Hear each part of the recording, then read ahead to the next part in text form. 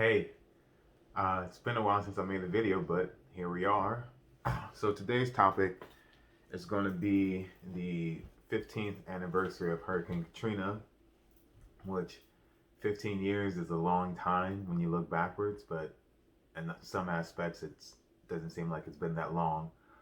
I mean, there's a lot of my life to tell surrounding that event, but I'll do my very best to keep it brief and uh, just kind of go through some highlights or lowlights depending on how you want to view it. So I'll kind of give a before slash leading up to kind of during and then after, which I guess I'm still living in the after. Uh, but so yeah, let's just go to kind of before Katrina. So having been born in New Orleans and growing up there all my life, hurricanes are just a part of life. You learn about them, you live with them, you evacuate from time to time. If it's like a low grade hurricane or just a tropical storm, you stay at home and you get food and etc. And you just kind of wait till things blow over. Uh, so I say all that to say that hurricanes growing up are just like they're normalized. It's a normal part of life. So much so that when we would have tropical storms as kids, we would make little boats, and our front yard in front of our house would flood sometimes, and also the ditch in front of our house. So we'd go out and put the little boats in the water and watch the wind blow them around. So yeah, as kids, we like played outside during these events, and you don't really understand the full strength and magnitude and devastating power of hurricanes until you experience it. But as a kid, you didn't really feel or witness those things. So Katrina happened in 2005. I was 12 then. I had just gotten into, well, not just gotten into, but I had gotten into like my dream middle school slash high school. So it was a school called Edna Carr in New Orleans that you have to take a test to get placed into. So I got in. So I was excited about that. Several of my friends also got in. So I was like looking forward to going to middle school with friends at a school that I really wanted to go to. I think we were only about 2 weeks into the school semester when we heard like, oh, Hurricane Katrina is coming, mandatory evacuation. But like mandatory evacuation sounds really strong, like something you would hear in a movie. But for us, like growing up there, like those are words that you just hear from time to time. It's like, oh, we have to evacuate. We'll be won't see each other for a couple of days, and like then we'll come back to school. And that was kind of the conversation I had with my friends. Like, well, I'll see you all in a couple of days, basically. Uh, and so we went home, packed up some belongings, and hit the road. And I think, if I remember correctly, my family left the day before Katrina made landfall. So Katrina made landfall on, what's today's date? The 29th. Uh, and my family, I think we left on the 28th, and that would have been a Sunday. And I remember it was a Sunday because we were in our van driving on the I-10, 610, leaving New Orleans, going west. And the song, That's Why I'm Easy, Easy Like Sunday Morning, you all probably heard it before. That song was playing, and I thought to myself, like, oh, it's interesting. This song's playing on a Sunday. Uh, but yeah, so we packed up, left New Orleans. No one really understood the gravity of what was happening in that moment. That this was like truly an exodus for many of us who never really returned back home, back to New Orleans, in any like official capacity. Uh, and I think part of the reason for that was because just the year before there was Hurricane Ivan, which Hurricane Ivan was predicted to be what Hurricane Katrina ended up being. So I think for some people, they're like, we did this mandatory evacuation last year. This is just going to be another one of those things that people saying like the walls of Jericho are going to break down and the city is going to be washed away. So I think some people didn't take heed and other people did. But yeah, so my family left. We went to Galveston, Texas, which some of my viewers are probably in Galveston or know me from Galveston. But we went to Galveston because we had family there. My family growing up and even now doesn't have a lot of money. So the idea of going to stay in a hotel for 2, 3 days just wouldn't have worked for us. Like we had enough money to like get gas and food on the highway, and like buy our own food while we're staying with relatives. But the idea of like paying at a minimum $100 a night, and I had a family. Well, I have a family of six. Uh, that just wouldn't have been feasible. So we went to stay with relatives. Uh, and this is a drive that normally takes 5 to 6 hours, maybe 7 hours, depending on how many stops you make, traffic, etc.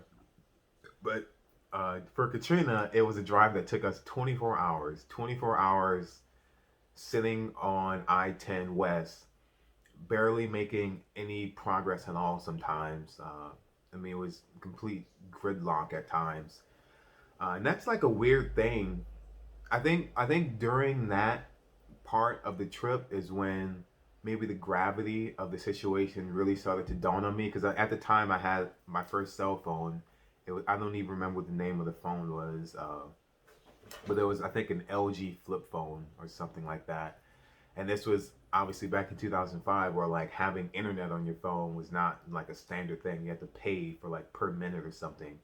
But I remember like whipping out my flip phone with the number pad and like looking up weather websites to see what's happening. I remember seeing this massive storm off the coast and sitting in all that traffic. I think some part of me just like, this is like a big deal happening. Uh, but yeah, so yeah, 24 hours on the drive, and this was I did something during this trip that I didn't realize I had done until someone pointed it out. But uh, at some point during this trip, we stopped at the gas station. We all got fountain drinks, and then some hours later, we stopped at another gas station, and I just kind of absentmindedly took my cup into the store, into the gas station, filled it up, and left, not realizing that we're in a completely different place and you can't get a free refill. So that's just something silly. But yeah, so that's like leading up to Katrina, what like kind of like the normalization of hurricanes, and kind of what my family did specifically. And then so we make it to Galveston. We're staying at my great aunt, I think great aunt Wilda's house. And even then, it was still kind of like normal in a lot of ways. Like we're just hanging out, watching TV, talking. And like when I mentioned my family, it wasn't just like my nuclear family, like my brothers, sisters, uh, my parents. It was like a whole like caravan of us, aunts, uncles, cousins, all went in the same direction together. So I think it was like maybe 4 cars of us, which probably was close to 15, 20 people that all were headed out. So yeah, all of us were like in this house, like laughing, talking, like kind of just enjoying the time together, and not fully realizing that like the city is being ravaged right now. And I'm laughing, and that's just because it's like I guess when you think about it from a literary sense, or when you think about it from a movie, it's like in one panel you have these people laughing and talking, and then in the other panel, like everything they know and love is being like altered beyond a state of recognition, and altered such that things will never be the same. So it's like this kind of Greek irony, this situational irony, this juxtaposition of these two distinct things, with one being unaware of the other. So I remember like watching MTV and watching Wild 'N Out with my family and like laughing and stuff. And then I think the next day, or maybe the next 2 days, is when like news really started to come in about what's happening. Because at first there's really no news about what was going on, and the flooding didn't actually start until like a day after Katrina had passed. So as the news started to come in, I think that's when like we realized like, oh, this is bad. Bad in the way that I don't think any of us predicted could happen or would happen. Um, and that's definitely like when my life completely changed, in some ways for the better, and some ways for the worse. But I mean, I don't feel like I don't need to go into a whole lot of detail about the destruction and devastation of Katrina. Like that's well documented. It was on every news channel, every channel, and got a lot of coverage. And so I don't need to go into a lot of detail with that. What I will say is that where I lived, where I grew up, where my family lived, our house didn't get flooded. There was some rain damage. There's some wind damage to the roof and some rain damage, but our house wasn't like washed away in the flood. So I don't want anyone to watch this and think something like that happened. And I don't want people to give me sympathy in that way, because there were like, in many ways my family did great. Like, one, just being out of the city when all of this went down was like a huge thing, but also like where we live was well off, and there are many people who had to be trapped in that hellhole for days without any sign of hope or that help was going to come, which had to have been a nightmare, a living nightmare for many people. And then there were people who managed to get away, but they came back and their house had been washed away or was unrepairable. So I'm grateful that that was not the case for myself and my family, but yeah, it's a lot of misery and suck regarding that. But so after like the realization that like, okay, this is bad and worse than expected, and then we got the news that like you couldn't enter the city, I think, until October, and at the time it was early September. So there were like, how many kids were there? There were like maybe 5 or 6 kids that were grade school age at the time. So we all got enrolled in school and had to start school just days after like seeing our birth city, the only city we had ever known, kind of be destroyed. So that's, at the time, I don't think it was traumatic, but in retrospect, it was probably traumatic, and maybe there was like suppression of emotion. But yeah, we got enrolled in school, got put into a new middle school, which is like, it's always strange to be the new kid at school, but it's more strange when you're like coming in after the school year started. And then on top of that, you're not coming in under your own will. Like, you're starting school there because you have no other choice. But I transitioned into school pretty easily, so that was fine.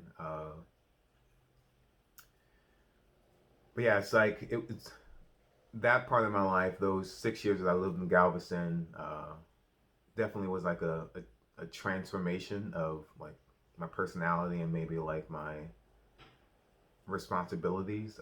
So I've said this to people before, but I definitely feel like at 12 is when my like official childhood ended, and I made the rapid transition to adulthood in terms of the responsibilities that I placed on myself with respect to my family, and the things that maybe the ugliness of real life that can be shielded from children at times.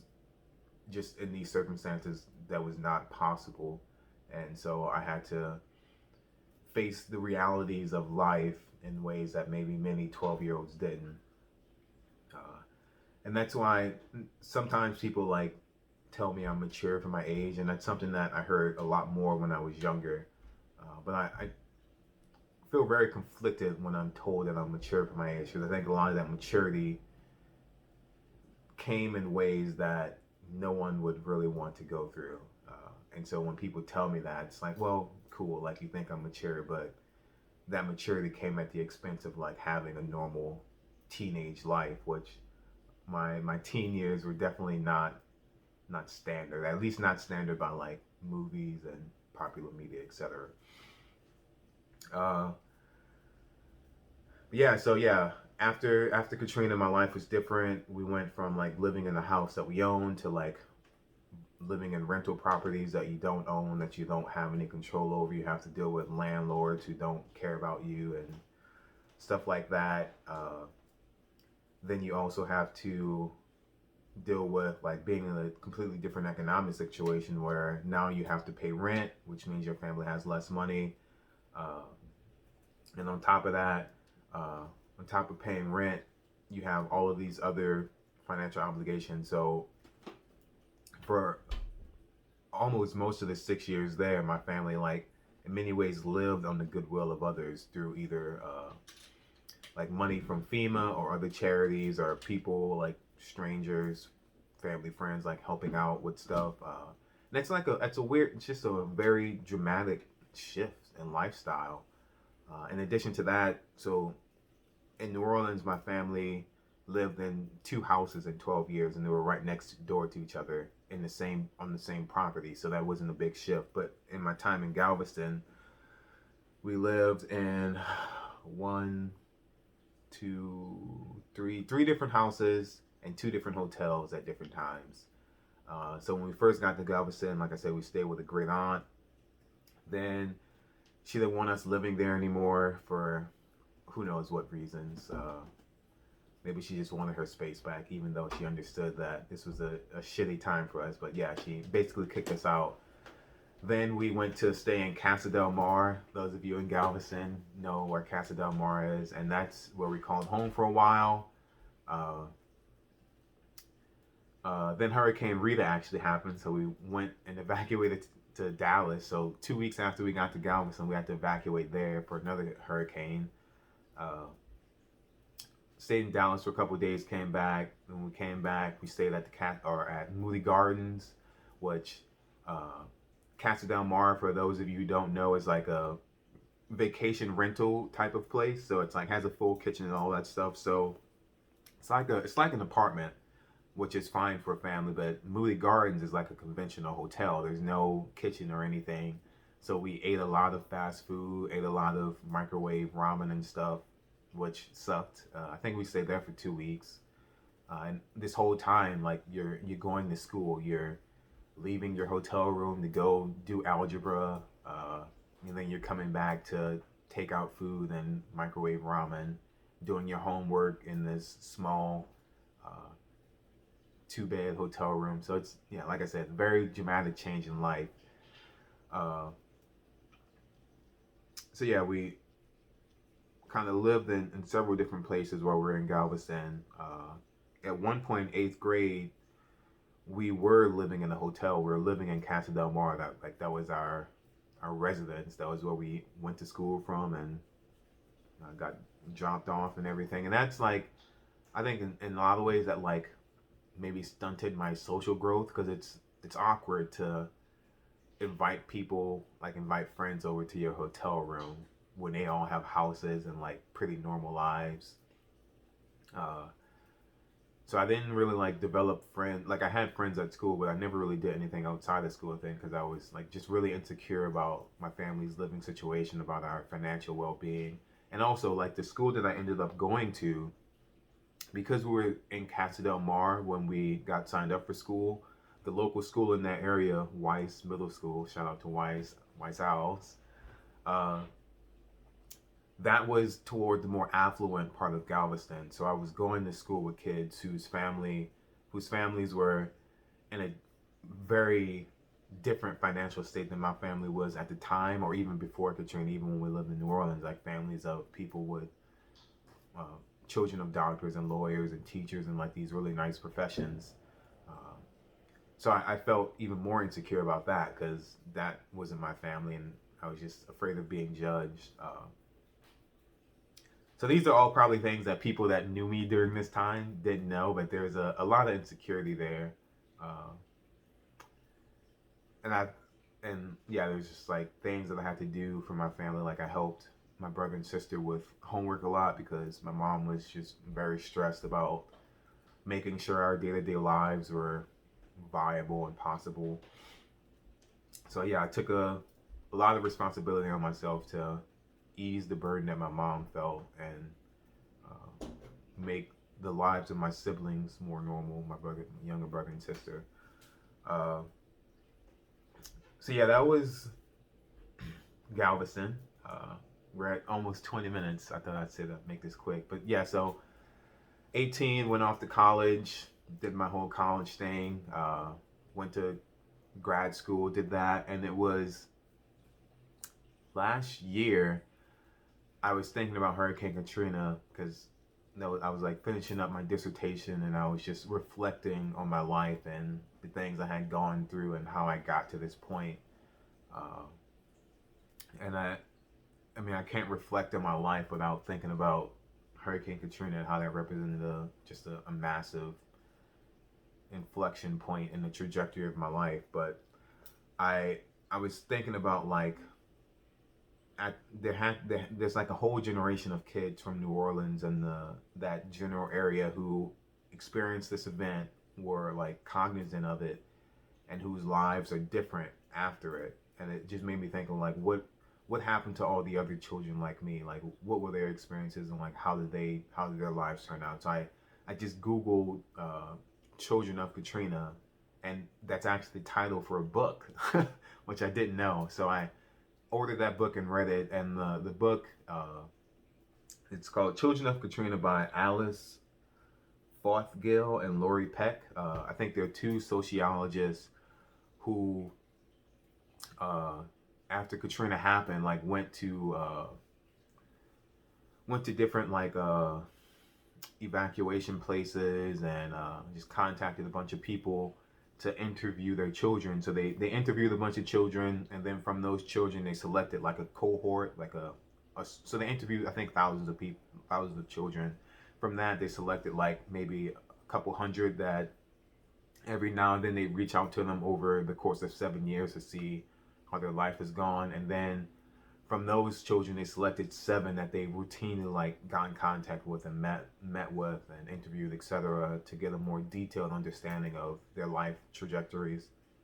And I'm saying that word trajectory because in this book they kind of state that from all the children that they interviewed, there are kind of three different ways that the lives of these children turned out. So some of them, uh, their lives were pretty bad before Katrina. It was like a lot of up and down, but pretty crappy. And then after Katrina, their life was like either stayed crappy or it got worse. And then there was another group of people whose lives were like okay, like there was some fluctuations, some up and down, but they're doing pretty well. Then after Katrina, they like their lives kind of maybe had some slight improvement or maybe stayed like in that kind of doing okay state. And then there were these other groups of children whose lives before Katrina were great, and then afterwards they were also great.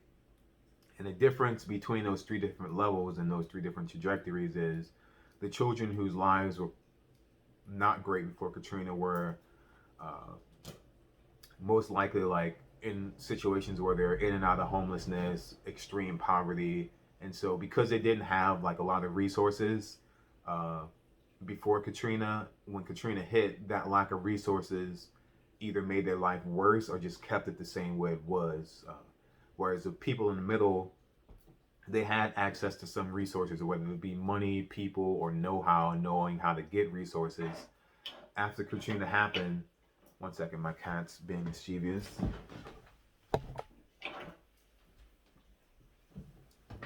After it happened, they were able to kind of tap some of their resources to maintain some normalcy in their lives and keep things in a good situation for their children. And then for the people whose lives didn't really see much change, those were much more affluent people who had tons of resources at hand and had the financial assets to kind of buffer the impacts of the storm for their children. So in reading that, it was like very insightful to learn how like the lives of other children went at that time, but it was also good for me to understand myself and kind of put things in perspective for my own life. So I think I came out in that kind of middle cohort where uh, my life wasn't terrible before Katrina. It wasn't necessarily terrible afterwards. I think my mom had the know-how and the ability to find resources, etc., to try and make our lives as normal as possible, despite it being very abnormal for us. Uh, and I think I've done well for myself, despite the kind of rather extreme circumstances I went through at a fairly young age. Uh, I think that's kind of wrapping it up. There's a lot of good, really in-depth content out there about Hurricane Katrina, specifically like what happened in the immediate aftermath and how how the American government failed its own citizens, and the city of New Orleans failed its own citizens, and just the how much failure there was that led to this being not just like an environmental disaster, not just oh well it's just a hurricane, that's what happens, but also a disaster uh, created by humans and people in power not doing and executing things in the way that they should. So uh, in particular, there's this one like mini series podcast from the Atlantic called Floodlines. That's really good. It kind of goes into the immediate before, the during, and the aftermath of Katrina and how that plays out for different people.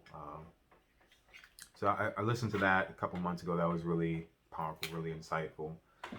Uh, and I guess one last note is immediately after Katrina and kind of even still now, you hear discussion from some people who are like, why did people stay behind? They're stupid. Why did people evacuate? And that always makes me really angry because as I said, my family had enough to be able to leave and live for a little bit of time, but uh, New Orleans isn't the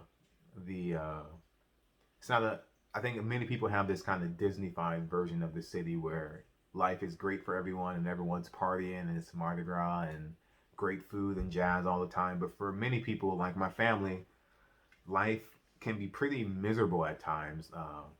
It's a city that's, at least before Katrina, was majority black. The economy is driven by tourism, which means that most of the jobs are low wage jobs. People don't have a lot of opportunity for advancement, jobs that don't have benefits. So you have a large population of the city that lived in poverty before. And the city also isn't very big. It's not New York City size. New Orleans, despite its kind of worldwide recognition, is a fairly small city. Before Katrina, the population was under 500,000. Which means that it can be challenging to get around without a vehicle, but it's not impossible. So a lot of people don't have cars and all those other things. And even if you did have a car, it may not be in the best condition and all those. So I say all that to say that some people may have wanted to leave and just didn't have the means to. And then you had the city, which was inept and didn't plan properly. So people who were looked toward the city to like provide proper evacuation couldn't get that from the city. So you had, I mean, I think it was like 1,800 people that ended up dying.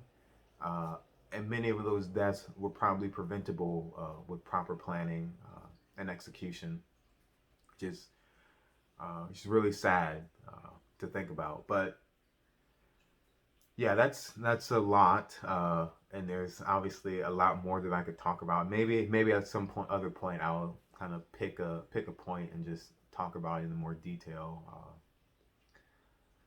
But yeah, today's the 15th anniversary of Hurricane Katrina, and as I talk about this, the remnants of of Hurricane Laura are passing over where I live at now. Uh, but yeah, hopefully, I mean, it still seems like some people aren't like heeding the warnings of Katrina and learning from it. I mean, I think it has helped some people, and has helped like local governments and federal governments plan better for how to handle these things. But uh, it's just always surprising for me how many people still choose to like ride out the storm like that's some like heroic thing to do. It's to me it's like idiotic. If you have the means to leave, just leave. Like sure, if things aren't as bad as predicted and you like lose out on a couple $100, yeah, that sucks. But what would suck worse is to die because you didn't listen. Or because you didn't listen, now someone has to come and rescue you instead of rescuing someone else who didn't have anywhere to leave, and they're in a situation that they couldn't escape, whereas you had a chance to kind of leave and escape that situation. You chose not to, so you're like taking resources that could be allocated elsewhere. So yeah, the takeaway maybe from this is like, when you see these events and disasters, like there are real people there with real stories whose lives are, in many ways, altered beyond recognition for themselves.